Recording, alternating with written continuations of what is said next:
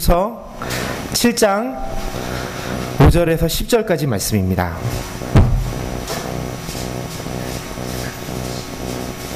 고린도후서 7장 5절에서 10절까지 말씀입니다.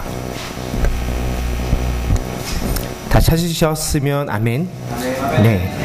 우리 저랑 여러분이 한 절씩 교독하면서 우리 함께 읽어보도록 하겠습니다.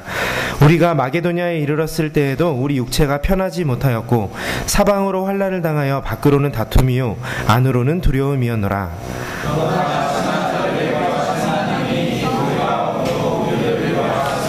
그가 온 것뿐 아니요 오직 그가 너희에게서 받은 그 위로로 위로하고 너희의 사모함과 애통함과 나를 위하여 열심히 있는 것을 우리에게 보고함으로 나를 더욱 기쁘게 하였느니라. 그러므로 내가 단지로 너희를 근심하게 하는 것을 후회하였으나 지금은 후회하지 아니할 것을 내가 지금 기뻐함은 너희로 근심하게 한 까닭이 아니요 도리어 너희가 근심함으로 회개함에 이른 까닭이라. 너희가 하나님의 뜻대로 근심하게 된 것은 우리에게서 아무 해도 받지 않게 하려 함이라. 후회할 것이 없는 구원에 이르는 회개를 이루는 것이요 세상 근심은 사망을 이루는 것이라. 아멘. 오늘은 이 고린도후서 7장 5절에서 10절까지의 말씀을 가지고요, 하나님의 뜻대로 하는 근심이라는 제목으로 함께 말씀을 나눠보려고 합니다. 제목이 뭐라고요? 하나님 뜻대로 하는 근심입니다. 맹자는요, 동양 철학의 대가였던 맹자하니까 저는 한문학과를 졸업했는데 맹자만 필사를 몇 번 한지 모르겠어요. 이거 막 과제로 시켜가지고 진절머리 나지만 기억이 나는 건 별로 없어요. 그런데 맹자가 이런 얘기를 했습니다. 무슨 얘기를 했냐면 우환이 성인을 만든다. 여러분 들어보셨어요? 우환이 성인을 만든다. 우환은 무슨 말일까요? 무슨 우자일까요? 근심 우자에 걱정우가 어디 있어요? 근심 우자에 근심 환자입니다. 우환이란 얘기는 뭐냐면 근심이에요. 근심 덩어리죠. 그럼 맹자는 뭐라고 얘기한 겁니까 지금? 근심 덩어리가 성인을 만든다라고 이야기한 겁니다. 아마도 맹자는요, 이 근심이라는 것의 의미를 조금 더 긍정적인 면을 많이 생각했었나 봅니다. 더 나은 상태를 위해서, 발전하기 위해서, 혹은 성숙하기 위해서 겪게 되는 그런 고민, 씨름하는 그런 몸부림 정도로 이런 근심을 생각하고 이런 말을 했었던가 봅니다. 하지만 오늘날 우리가 일반적으로 생각하는 근심은요, 맹자가 생각하는 이런 좀 긍정적인 의미의 근심보다는 좀 부정적인 의미를 많이 가지고 있습니다. 맹자와 버금가는 아니죠.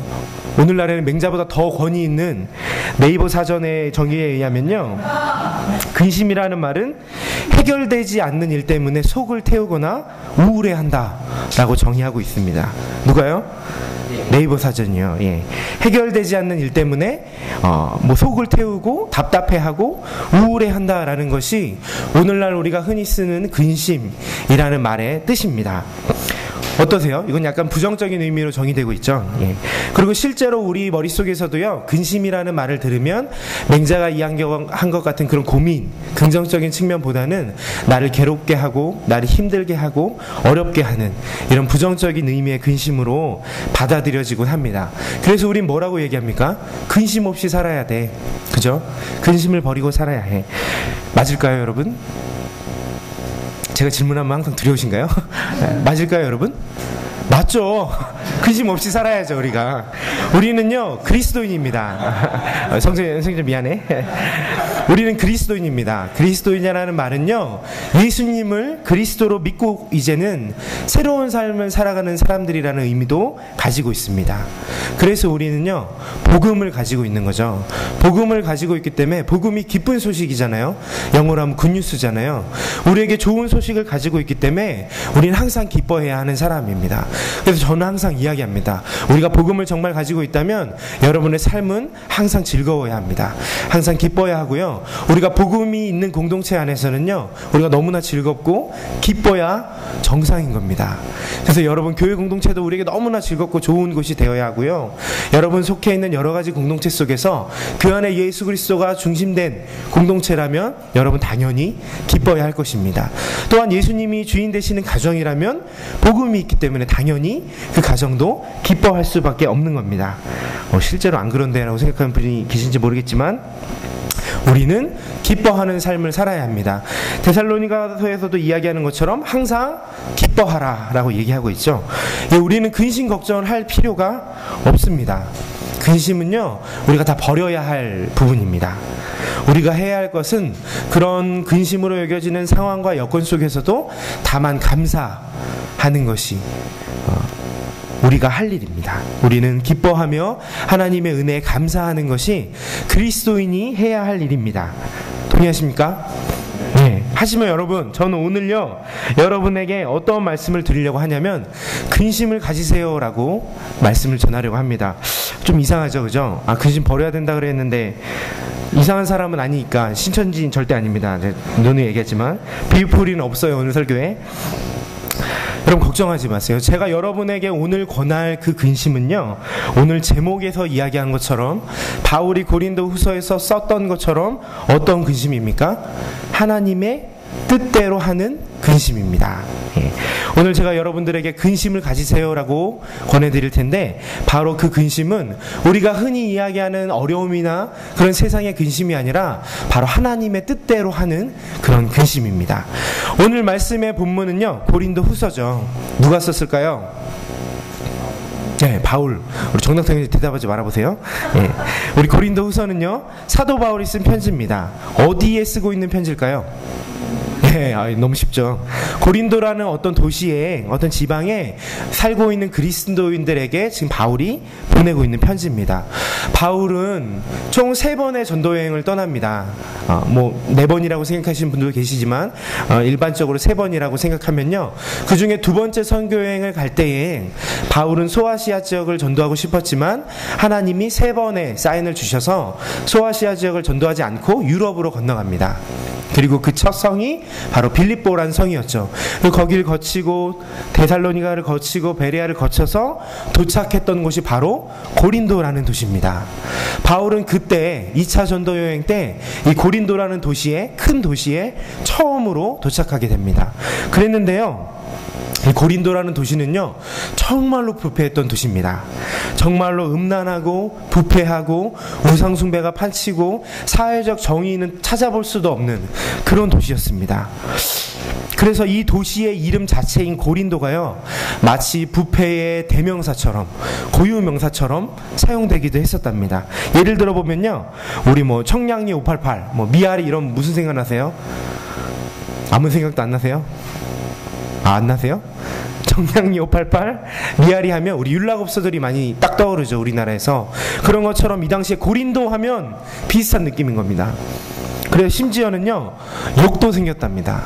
이 당시에 무슨 욕이냐면, 이 고린도 사람 같은 놈아, 그러면 최고의 욕인 거예요, 그게. 그러니까 이 고린도라는 말은 온갖 부패와 더러움과 죄악의 상징으로 쓰였던 곳입니다. 그런 곳에 바울이 도착해서 거기서 2사람을 만나게 됩니다. 부부를 만나게 되는데, 아굴라라는 사람과 브리스길라라는 사람을 만나서 그 동역자들과 함께 1년 6개월 동안 그 죄악의 도시에서 하나님의 말씀 예수 그리스도를 전하기 시작합니다. 그리고 놀랍게도 이렇게 죄의 상징이었던 고린도 그 땅에 그리스도인들이 생겨나기 시작하는 겁니다. 놀라운 일이 일어난 거죠. 그리고 1년 6개월의 그곳간대 생활을 마친 바울은 이제 다시금 여행을 마치고 안디옥이라는 도시로 돌아가게 됩니다. 그리고 나서 얼마 시간이 지난 후에 3차 전도 여행을 떠나죠. 처음 들린 도시가 우리가 너무나 잘 알고 있는 에베소라는 도시입니다. 에베소에 도착해서 약 2년 내지는 3년, 2년 반에서 3년 동안 그곳에서 말씀을 전하게 됩니다. 그런데 그때 한 사람이 찾아옵니다. 글로에라는 사람이에요. 이 사람이 찾아와서, 이 사람은 고린도에서 온 사람인데 무슨 이야기를 하냐면, 바울 선생님, 바울 사도요, 당신이 떠난 이후에 이 고린도 교회에 이런 문제들이 생겼습니다 라고 이야기를 해줍니다. 여러 가지 문제들을 가지고 이것들을 어떻게 해결해야 할까요? 라고 지금 바울에게, 에베소에 있는 바울에게 고린도에서 찾아온 거예요. 그 문제들을 보고 글로에가 가져온 그 편지들을 편지들을 읽고 또 글로에란 사람의 입에서 나오는 고린도 교회의 상황들, 문제들을 이야기로 들은 바울은 너무 답답했죠. 그죠? 내가 그렇게 올바른 신앙과 믿음을 가지고 고린도의 교회를 세워놓고 지금 잠깐 온 사이에 2, 3년 사이에 이런 문제들이 생겼구나 라고 생각하면서 그에 대한 답장으로 편지를 씁니다. 이게 무슨 편지예요? 이게 바로 고린도 전서입니다. 누구 편에 보냅니까? 모르시죠? 여러분, 토요일 3시에 하는 이은지 전도사님 성경 공부에 오시면요, 고린도 후서까지 나가려면 좀 오래 걸리겠지만 어떻게 하실 겁니다. 자, 여러분, 이때 썼던 편지가 고린도 전서입니다. 그런데 바울이 직접 가는 게 아니라, 왜냐하면 바울은 에베소에서 가르치고 있었잖아요. 그죠? 에베소에서 복음을 전하고 있었기 때문에 이 편지를 디도라는 사람에게 보냅니다. 함께 했던 동역자 디도라는 사람에게, 디도야, 네가 가서 내가 쓴 이 고린도전서라는 편지를 그 사람들에게 전달해서 그 사람들이 이것들을 보고 그 사람들의 문제들을 고칠 수 있게 네가 도와줘라 라는 마음으로 디도에게 편지를 보냅니다. 그리고 나서 얼마 지나지 않았죠. 얼마 지나지 않아서 이 에베소에 폭동이 일어납니다. 자세한 얘기는 말씀 안 드리겠지만 우리 사도행전 19장에 기록되어 있는 일종의 폭동이 일어납니다. 이런 사건들을 통해 바울은 에베소를 떠나서 마게도냐 지방으로 가게 되는 겁니다. 그때 누가 찾아오냐면 디도라는 사람이 다시 찾아오는 거예요. 왜? 편지를 전달했죠. 고린도 전서를. 그리고 나서 그 편지를 받은 고린도 사람들에 대한 보고를 또 하러 마케도냐로 와 있는 바울에게 또 온 겁니다. 그래서 그 마게도냐 지방에서 다시 돌아온 디도를 만나서 바울이 그 고린도 교회가 어떻게 변했고 자신이 첫 번째 보냈던 고린도전서의 편지를 읽고 그들 사이에 무슨 일이 일어났는지 그 반응들을 듣게 된 겁니다. 여러분, 그 반응이 어땠을까요? 문제가 있었던 고린도 사람들에게 그 문제의 해결책을 기록해놓던 고린도 전서란 편지를 보냈을 때 그 편지를 받고 그 사람들은 어떻게 반응했습니까? 질문하지 말까요? 네, 질문 안 할게요. 그 사람들은요, 바울의 그 편지 고린도 전서를 받고 회개했습니다. 돌이켰고요, 자신들의 잘못된 부분들을 고쳐가면서 그리스도인으로서 온전하게 살아가기 위해 몸부림치는 일들이 고린도 교회 가운데 일어나기 시작한 겁니다. 그 소식을 지금 디도라는 사람이 가져온 거예요. 그래서 바울은 너무나 기뻤겠죠. 정말 잘됐다. 너무 기쁘다. 그래서 너희가 그렇게 회개하고 예수님을 닮아가기 위해서, 온전한 그리스도인이 되기 위해서 노력하는 이 모습이 선교사로 살아가는, 그리고 나와 동역하는 이 동역자들에게 참 위로가 된다 라고 생각하면서 감사의 말을 쓰고 있는 것이 바로 오늘 본문의 고린도 후서입니다. 좀 이해가 되십니까? 제가 좀 길게 얘기했는데 상황이 좀 이해되세요? 자, 이런 정리를 가지고 한번 말씀을 볼까요? 우리 5절을 보면요, 바울과 일행이 어디에 이르렀다고요? 마게도냐에 이르렀다는 얘기입니다. 지금 이 얘기인 겁니다. 제가 말씀드린 에베소에서 일어난 소동을 피해 지금 마게도냐에 도착해 있는 상황인 겁니다. 그런데도 그때도 힘들었대요. 6절을 이어서 볼까요? 그러나 낙심한 자들을 위로하시는 하나님이 누가 오므로요? 디도, 그죠? 디도가 오므로 우리를 위로하셨으니. 아까 말씀드린 것처럼 고린도전서를 가지고 고린도에 갔던 디도가 지금 다시 돌아온 겁니다. 그리고 나서 고린도에 대한 소식을 바울에게 전해줬던 거죠. 그리고 그 반응이 어땠습니까? 우리 7절 한번 볼까요? 제가 읽어보겠습니다. 그가 온 것뿐 아니요 오직 그가 너희에게서 받은 그 위로로 위로하고 너희의 사모함과 애통함과 나를 위하여 열심히 있는 것을 우리에게 보고함으로 나를 더욱 기쁘게 하였느니라. 한마디로 얘기하면요, 고린도 사람들이 지금 고린도 전서란 편지를 받고 돌이켰다라는 겁니다. 변화하기 시작했다라는 거예요. 그 말씀을 보고 아예 기분 나빠, 이 사람이 뭔데 우리를 이렇게 책망하지? 이렇게 하지 않고요, 그 고린도 전서란 편지를 받고 우리가 잘못했구나, 돌이켜야겠다. 바울 사도가 이야기하는 것처럼 온전한 그리스도인은 이렇게 살아가는구나 라고 생각하며 자신을 돌이키고 변화하기 시작했다라는 겁니다. 그리고 아까 말씀드린 것처럼 이 소식이, 그들이 회개하였다는 이 소식이 바울과 함께한 동역자들을 너무도 기쁘게 했다라고 지금 바울이 고린도 후서에 쓰고 있는 겁니다. 솔직히 여러분 고린도 전서를 보면요 정말 무섭습니다. 바울의 어투라든가 말투라든가 이런 게 정말 기분 나쁘고요 정말 무섭습니다. 그 고린도 사람들이 겪고 있는 그런 문제들에 대한 바울의 답답함이 그대로 문체에 드러납니다. 어쩌면 바울도요 보내고 나서 디도편으로 고린도 전서를 보내고 나서 좀 후회했었나 봐요. 에이 좀 순한 말로 할걸, 너무 책망하지 말고 좀 돌려서 말할걸 이랬는지도 모르겠습니다. 왜 어떻게 그렇게 생각하시죠? 8절 한번 볼까요? 그러므로 내가 편지로 너희를 근심하게 한 것을 후회하였으나, 근심한 겁니다 지금 바울이. 아유 너무 세게 말했나? 좀 살짝 돌려서 말할걸. 근데 지금은 어떻다고 이야기합니까? 지금은 후회하지 아니함은 그 편지가 너희로 잠시만 근심하게 한 줄 알미라. 9절도 이어서 읽어봅니다. 내가 지금 기뻐함은 너희로 근심하게 한 까닭이 아니요 도리어 너희가 근심함으로 회개함에 이른 까닭이라. 너희가 하나님의 뜻대로 근심하게 된 것은 우리에게서 아무 해도 받지 않게 하려 함이라. 아멘. 무슨 말입니까? 지난번에 보낸 편지 고린도전서를 보내면서 너희를 책망했잖아요. 내가 너희를 책망했지만 그것 때문에 너희가 좀 마음이 상할 수도 있고 그것 때문에 내가 걱정했는데, 지금 생각해보니까 괜히 걱정했다. 왜냐하면 너희가 이 일들을 통해 실제로 회개한 것을 보니까. 무슨 말인 거예요? 이 모든 과정들을 바울이 볼 때 이 너희가 고민하고 근심하게 한 그 짧은 시간 동안의 근심은 하나님의 뜻대로 너희에게 근심하게 한 것이다 라고 지금 바울이 이야기하고 있습니다. 왜냐고요? 그 짧은 근심을 통해 그들이 회개하고 변화하고 돌이켰기 때문에 이 모든 것들이 하나님의 뜻 안에 있는 근심이었다. 그래서 나는 너희에게 근심을 준 것을 후회하지 않는다 라고 이야기하고 있는 겁니다. 그리고 나서 10절입니다. 10절은 다 같이 한번 읽어볼까요? 너무 졸리시죠? 이제 거의 끝났어요. 자, 화이팅 하시고. 자, 10절 우리 다 같이 한번 읽어봅니다. 시작. 하나님의 뜻대로 하는 근심은 후회할 것이 없는 구원에 대한 회개를 이루는 것이요 세상 근심은 사망을 이루는 것이다. 네, 아멘. 이 모든 일들을 경험하면서 고린도 사람들과 편지를 주고받는 그들이 변하고 회개하는 일들을 경험하면서 바울은 지금 이 말로 정리하고 있는 겁니다.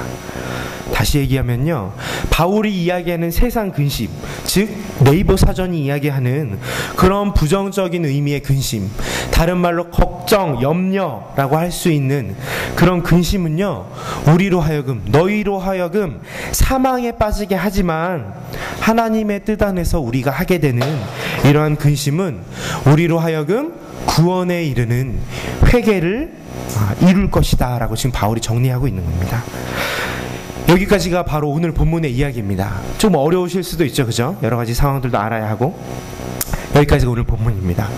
여러분 어떠세요? 저는 아까 처음에 여러분에게 근심을 가지세요라고 오늘 말하기 위해 이 자리에 섰다라고 말씀을 드렸습니다. 여러분 어떠십니까? 근심을 가져야 할까요?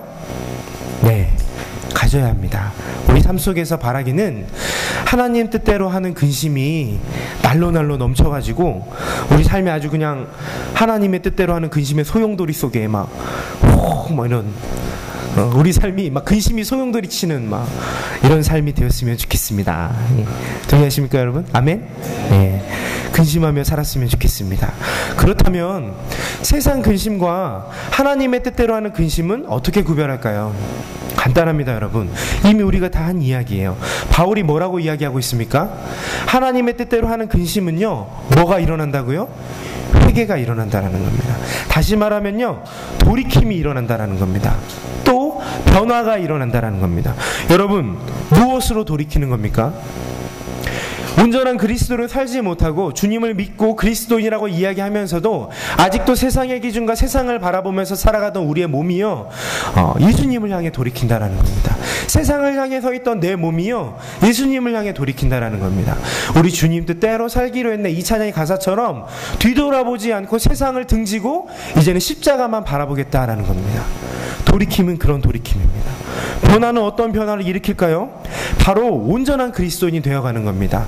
내가 그리스도인이라고 이야기하고 내가 주님을 믿고 주님 뜻대로 살아가기 원합니다라고 이야기하지만 아직도 부족하고 연약해서 매일매일 넘어지고 쓰러지는 우리의 삶이 조금씩 온전한 그리스도인으로 성숙해가며 변화되며 그렇게 성숙한 그리스도인의 길로 변화되기 시작한다는 겁니다.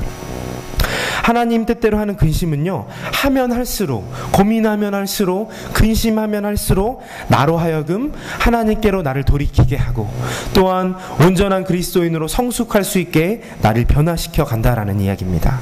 He's Changing Me라는 찬양이 있죠. 정말 좋아하는 찬양인데 그 찬양의 가사처럼 때론 느리지만 난 알고 있죠. 뭐를요? 언젠가 완전해집니다. 어떻게 변합니까? 매일매일 조금씩. 이 찬양 재밌으세요? 이런 겁니다.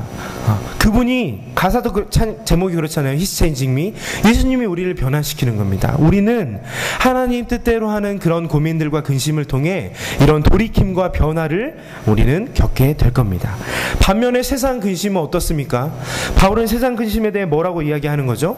사망을 이루어간다라고 이야기하고 있습니다. 그녀 넋두리하고 체념하고 불평하고 자기 비관하고 죄책감에 젖고 이런 세상적인 근심은요, 우리로 하여금 사망의 길로 우리를 인도한다라고 이야기하고 있습니다. 구분이 어렵지 않죠. 하나님 뜻대로 하는 근심과 세상 근심의 구분입니다. 여러분은 어떤 근심을 가지고 살아가십니까? 근심하지 말라고 제가 얘기했는데요, 유일하게 우리가 해야 될 근심은 바로 이 하나님 뜻대로 하는 근심일 겁니다. 근데 중요한 것은 우리가 정말로 이렇게 하나님 뜻대로 하는 근심을 하며 살아가고 있습니까?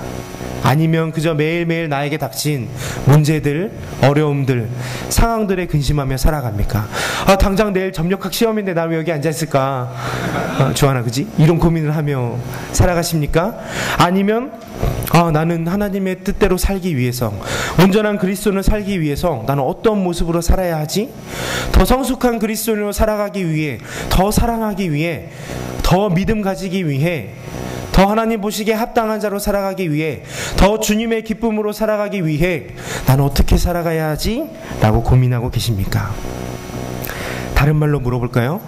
여러분, 고민하십니까? 여러분, 치열하게 고민하십니까? 어떻게 하면 하나님 뜻대로 살 수 있을지, 어떻게 하면 조금 더 올바른 그리스도인으로 살 수 있을지에 대해서 여러분 치열하게 고민하십니까? 그렇게 치열하게 고민하면서 이렇게 살아야겠구나 라는 그 목표와 우리의 삶의 실제적인 부분들이 일치하지 못할 때 나에게 찾아오는 그 답답함이 여러분에게 근심거리가 되십니까? 아니면 그냥 닥친 문제들이 여러분의 근심거리가 되십니까? 바울이요, 고린도전서를 통해서 적나라하게 드러냈던 고린도 사람들이 가지고 있었던 그 수많은 문제들이 고린도전서라는 편지를 받음으로 그들에게 고민으로 다가오고, 또한 그 고민을 통해 자신들의 삶을 돌아보고 근심하게 했던 것과 같이, 그리고 결국은 그 근심거리들을 잡고 씨름하고 몸부림쳐서 결국에는 돌이켜서 온전한 그리스도의 제대로 된 길을 걷기 시작하는 고린도인과 같은 그런 모습들이 우리의 삶에도 과연 있는가? 라는 질문입니다. 여러분, 우리에게 있어야 할 유일한 근심은요, 바로 이 근심입니다.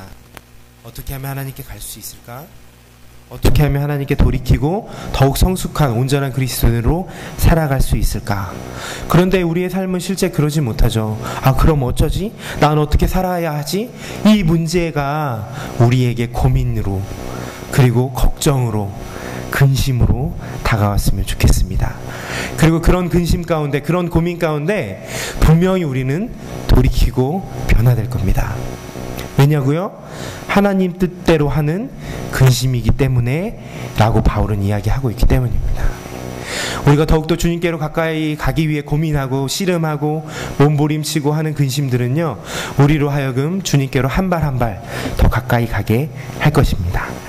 만약에 여러분의 삶 가운데 제가 지금까지 말씀드린 이러한 하나님의 뜻대로 하는 근심이 없다면 우리는 아직 고린도전서를 받기 전에 고린도 사람들과 똑같은 모습일지도 모르겠습니다.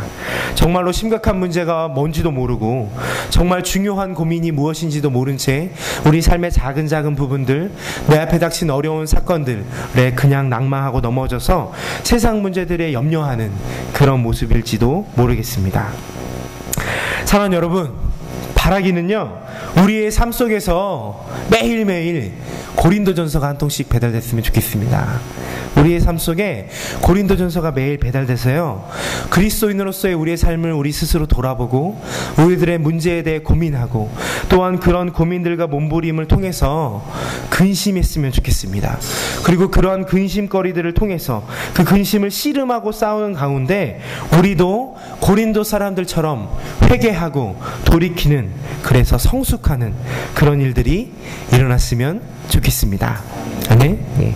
말씀을 마무리하면서 다 같이 우리 10절 말씀을 한번 읽고 마치도록 하겠습니다. 그만 주세요. 마지막 말씀이니까. 자, 10절 말씀 우리 다 같이 한 목소리로 한번 읽고 우리 말씀 마치도록 하겠습니다. 시작. 하나님의 뜻대로 하는 근심은 후회할 것이 없는 구원에 이르게 하는 회개를 이루는 것이요 세상 근심은 사망을 이루는 것이니라. 제가 기도하겠습니다.